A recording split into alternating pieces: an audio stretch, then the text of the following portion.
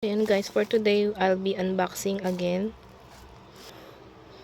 So ayan, ito na ata so far yung pinakamalaking parcel na na-receive ko kasi ang dami kong na-order na items. So ayan, ayan na siya inside, medyo madami-dami. More on gift set. So let's check it na. So ayan guys, unahin muna natin itong nasa ibabaw. So first is itong My Melon na coin purse. And then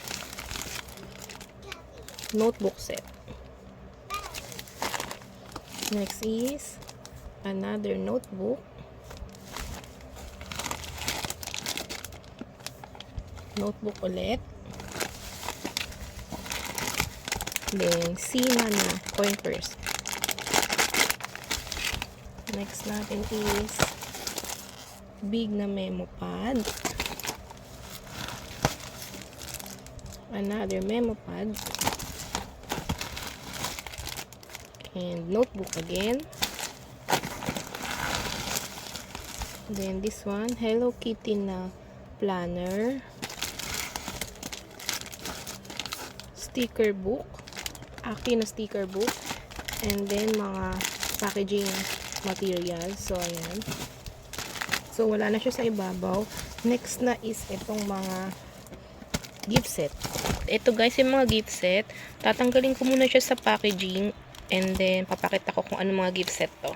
Ito na guys, yung mga gift set. So yan, Sina na journal set, may ball pen, tapos may notebook. Then another Sina na gift set, may notebook din siya. Ito, keychain, memo pad, washi tape, tapos stickers. Then ito yung pink angel, yung design niya. This is the pink one. Tapos kinuha ko din yung purple na design nito. The demon. Ito. So yan. Natanggal na siya doon sa place niya. So ito yung inclusions niya. Madami din siyang inclusions. I'll be doing a separate video ng unboxing nito mga gift set. Also this one. So ayun, stay tuned.